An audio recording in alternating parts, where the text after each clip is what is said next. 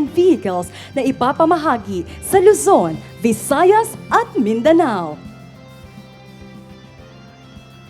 The third tranche of the 3-year refleeting program comprises the procurement of 229 units of various types of operations and maintenance equipment, with a total cost of 799,568,000 pesos. This initiative is part of NIA's continuing efforts to modernize and upgrade its fleet to enhance operational efficiency, support field activities, and ensure the timely implementation of operations and maintenance of irrigation facilities nationwide.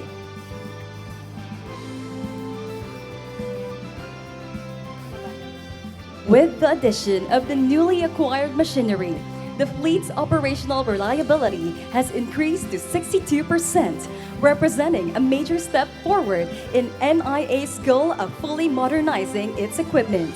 The program's long-term target is to reach 100% reliability, ensuring that the entire fleet is fully operational and capable of meeting the demands of NIA's diverse projects across the country. Reaching this target will allow the agency to respond more efficiently to irrigation needs, infrastructure repairs, and emergencies in the agricultural sector.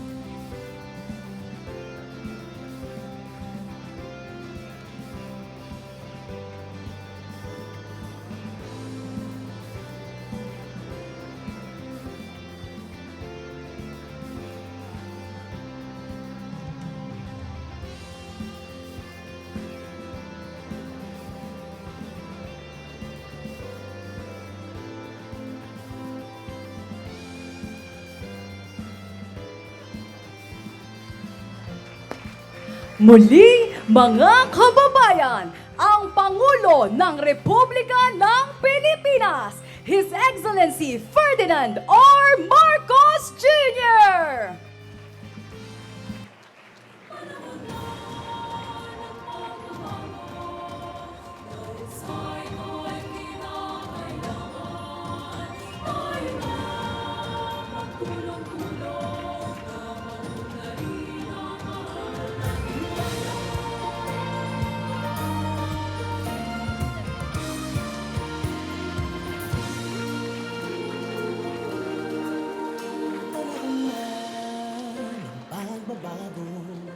Dahil sa ito ay kinakailangan tayo na magtulong-tulong na paunlarin ang mahal nating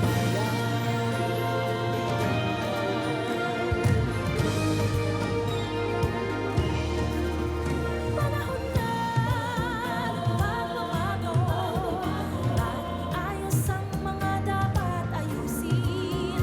Dapat na maging tungkulin ng bawat mamamayan dito sa atin.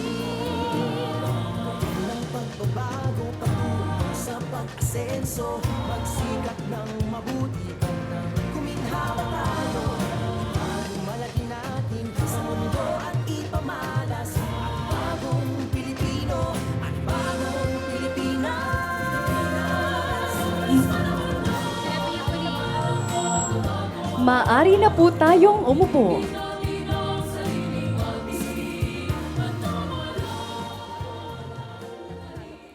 Magandang umaga po sa ating lahat.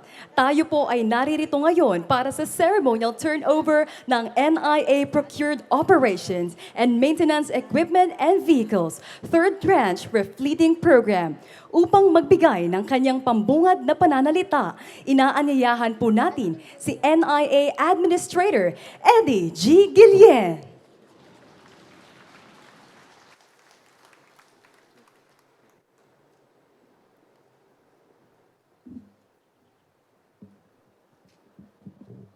Thank you.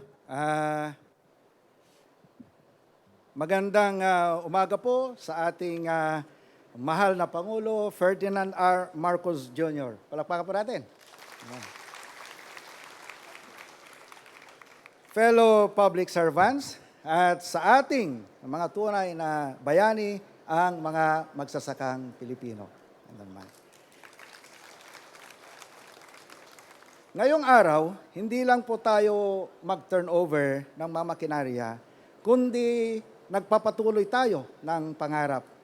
Isang pangarap na kahit ilang bagyo, tagtuyot o sakuna, ay hinding-hindi matitinag ang ating malasakit at serbisyo para sa ating mga mamamayan, lalo na sa ating mga mahal na magsasaka. Sa ikatlong yugto ng ating refleeting program, nakapagdagdag tayo ng 229 na bagong kagamitan na may kabuuang halaga na almost 800 million pesos. Bahagi ito ng ating patuloy na layunin na mapataas ang kita ng ating mga magsasaka at mapabuti ang kanilang kabuhayan. Katuwang nito ay ang modernisasyon at pagsasaayos ng ating mga kagamitan upang mas mapabilis, mapahusay, at maibigay ang serbisyong nararapat para sa ating bayan. Ang National Irrigation Administration ay nagsisilbing simbolo ng pag-asa para sa ating mga magsasaka. Sa bawat irrigation canal na nililinis, pasilidad na inaayos, at makinaryang ipinagkakaloob, isinusulong ng NIA ang daang naistahakin ng ating mahal na Pangulo sa ilalim ng bagong Pilipinas. Isang landas ng modernong serbisyo, tunay na malasakit at konkretong pagbabago para sa buhay ng bawat Pilipino. Ngayon, may dagdag pa tayong 17 na minibuses at 17 survey vehicles para sa ating mga regional offices nationwide. Para mas marating pa natin ang mga liblib na service area, mas marinig ang hinaing at pangangailangan ng ating mga magsasaka at mas madala ang tulong hindi lamang sa papel, kundi sa mismong pilapil ng palayan. Sa pamamagitan ng mga ito, mas lalo nating maipapadama na ang gobyerno ay tunay na kumikilos, lumalapit at nakikiisa sa bawat magsasaka saan mang sulok ng bansa. Sabi nga nila, ang tunay na serbisyo ay hindi nasusukat sa oras na ginugugol sa opisina, kundi sa presensya at aksyon sa mga komunidad na nangangailangan. Mula sa puso, nagpapasalamat kami kina Pangulong Ferdinand Marcos Jr. Sir, thank you po. At sa Kongreso, lalo na kina Speaker Romualdez at sa lahat ng tumulong sa programang ito. Dahil sa inyo, may panibagong pag-asa ang libo-libong pamilya sa Kanayonan. Ang tagumpay na ito ay hindi lamang tagumpay ng NIA.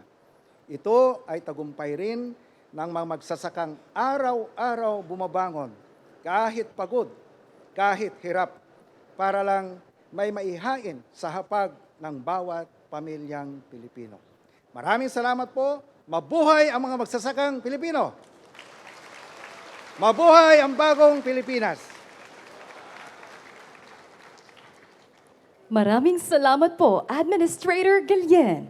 At ngayon po, hinihiling po natin ang ating Pangulo kasama si Administrator Guillen para sa ceremonial turnover.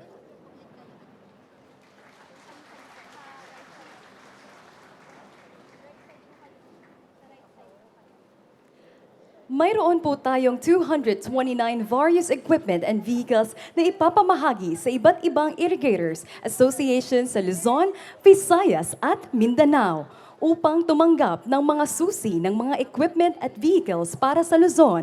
Tinatawagan po natin si Engineer Raimundo B. Apil kasama si National Confederation Irrigators Association President Remy Albano.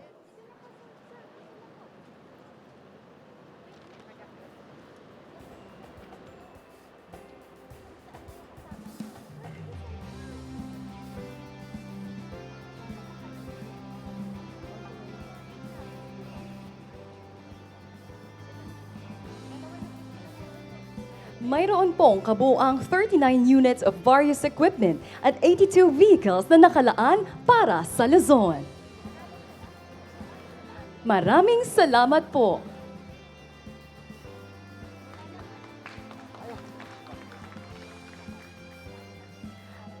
Para naman tumanggap ng mga susi ng mga equipment at vehicles na nakalaan sa Visayas, tinatawagan po natin si Engineer Jaime De Jesus kasama ang presidente ng Irrigators Association, Nemesio Yadaw. Mayroon pong kabuang 13 units of equipment at 27 vehicles na nakalaan para sa Visayas. Maraming salamat po.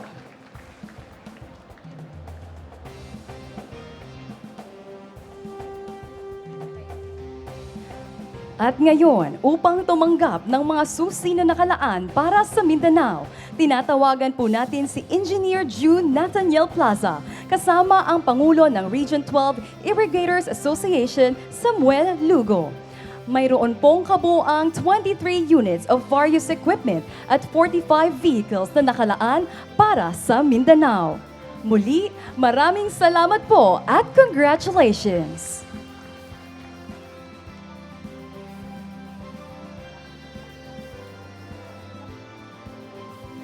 At ngayon, upang ipakilala ang ating panauhing pandangal, tinatawagan po natin si NIA Administrator Eddie G. Guillen.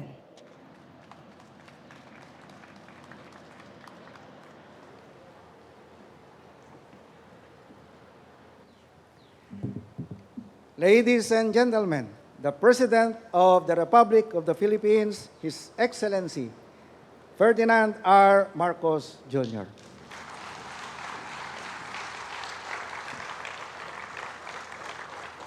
Maraming salamat sa ating NIA Administrator, Engineer Eddie Guillen. Magsiupo po tayo. Taguig Pateros, 1st District Representative, Representative Ricardo Cruz Jr. Other members of the House of Representatives, Taguig City Mayor, Maria Larni Cayetano. The officers and employees of the National Irrigation Association Administration, irrigators as the most important. Ito yung pinakamahalaga na bisita natin ngayon. Ang mga irrigators associations at farmers beneficiaries na tatanggap na sila ang gagamit nitong ating mga bagong mga gamit, mga makinarya. My fellow workers in government, our full partners in development in the private sector. Ladies and gentlemen, magandang umaga po sa inyong lahat. Kanina lang po ay nasaksihan natin ang pamamahagi ng ikatlong tranche ng mga kagamitang pang-irigasyon, pansaka at mga operations and maintenance equipment. Sa tulong ng mga sasakyan, backhoe, dump truck, excavator, umaasa tayo na mas bibilis ang pagsasaayos ng mga nasirang irigasyon at ang pagpapatayo ng mga bagong proyektong patubig.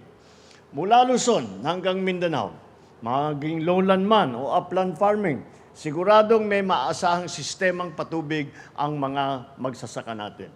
At kapag maayos ang irigasyon, mas malaki ang ani, mas magandang kalidad ang ating mga produkto, mas mataas ang kita ng ating mga magsasaka. Sa pamamagitan ng mga sasakyan at gamit na ito, may pagkain sa hapag at mas matatag ang sektor ng ating agrikultura.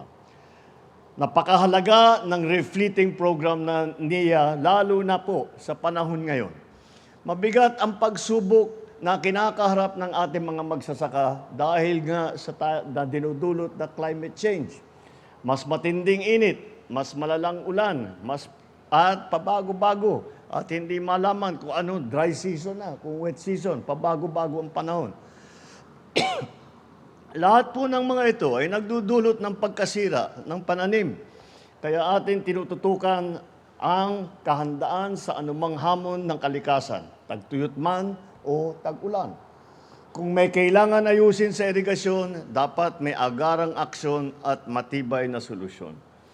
Kaya po, ang hiling ko sa lahat ng kawani ng NIA, ingatan, alagaan, at gamitin ninyo ang mga sasakyan at pasilidad ng wasto. Saksi ako sa inyong sipag at paglilingkod sa ating mga magsasaka. Ngunit, hiling ko sa inyo na pag-igtingin pa ang inyong pagsisilbi. Makinig sa kanilang mga hinain. Huwag antayin na sila ay lumapit sa inyo. Kayo na ang umikot sa ating mga magsasaka. Pabilisin na ang tugon sa kanilang problema. At higit sa lahat, maglingkod ng tapat. Huwag natin sasayangin ang tiwalang pinagkaloob sa atin ng taong bayan. Para naman sa ating mga magsasaka, hindi namin matutumbasan ang inyong naging sakripisyo. Ngunit, sa bawat programa na aming ginagawa para sa inyo, naway madama ninyo ang aming pagsuporta at pagpapahalaga sa lahat ng ating mga magsasaka. Kayo po, aming mahal na magsasaka, ang isa sa mga haligi ng ating bansa. Kayo ang bumubuhay sa sambayan ng Pilipino. Dama at batid po namin ang inyong hirap at sakripisyo. Ika nga, ay magtanim ay hindi biro. Kahit may mga makinarya, kailangan pa rin ng magsisipag ng kamay at matitibay na puso ng mga magsasaka. Buong puso po ang pasalamat namin sa inyo. At hindi po titigil ang administrasyong ito sa pagpapatupad ng mga programa na makakapagbuti sa anyong mga kinabukasan. Naniniwala ako na sa ating pagkakaisa, matutupad ang ating pangarap na pagkain sa bawat mesa, hanap buhay na sapat sa araw-araw at kinabukasang puno ng pag-asa. Nasa ating mga kamay ang pagkilos para sa mas maunlad na bagong Pilipinas. Muli, napakaraming salamat po sa inyong lahat. Mabuhay ang mga magsasakang Pilipino. Mabuhay ang bagong Pilipinas. Maraming salamat po at magandang umaga po sa inyo lahat. Maraming salamat po, mahal na Pangulo. Sa puntong ito, hinihiling po natin sa ating mahal na Pangulo ang photo opportunity. Tinatawagan din po si Administrator Guillen upang sumama sa photo opportunity. Para sa unang grupo, tinatawagan po natin ang mga kasapi ng Irrigators Association. NIA officials, please stand by.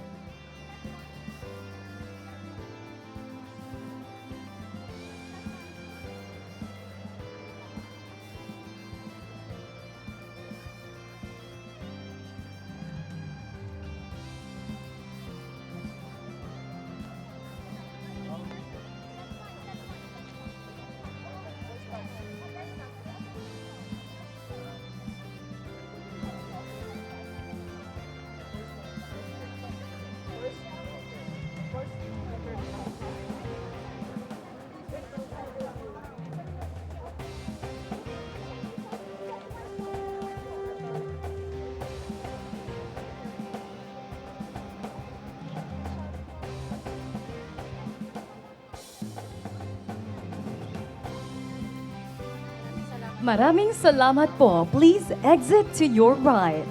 Para sa pangalawang grupo, NIA officials, maaari na po tayong umakyat sa stage.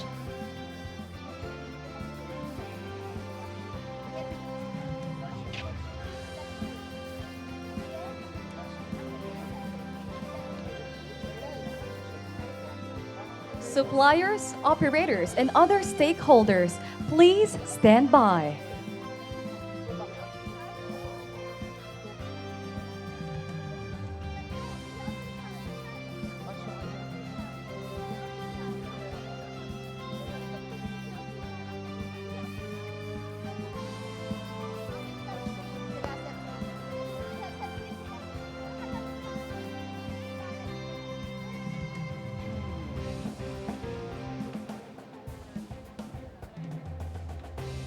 Maraming salamat po. Please exit to your right.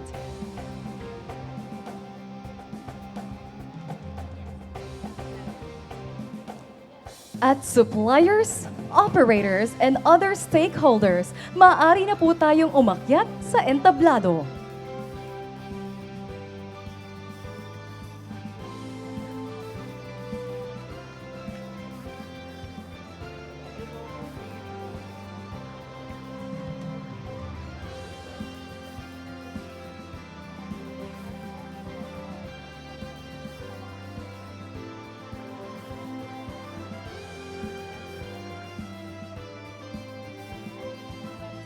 Maraming salamat po.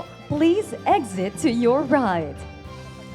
Sa pagkakataong ito, inaanyayahan na po natin ang ating mahal na Pangulo para sa isang group photo kasama ang lahat ng narito, lalo na ang ating mga beneficiaries.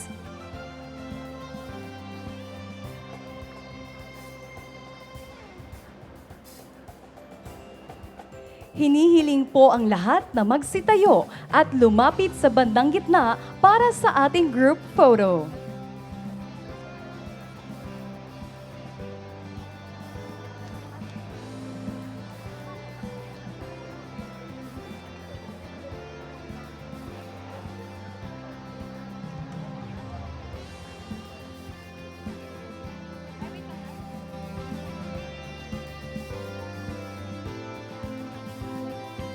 Ready? At the count of 3. 1, 2, 3.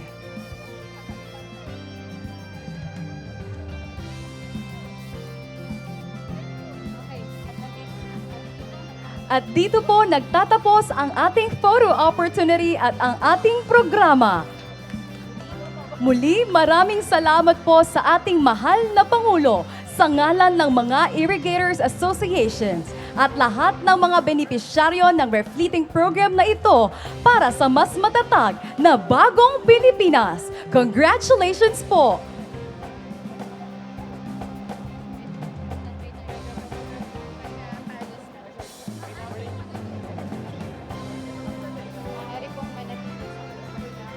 Paalala lamang po, manatili po ang lahat sa ating mga pwesto at kani-kanilang upuan hanggang makalabas ang ating mahal na Pangulo.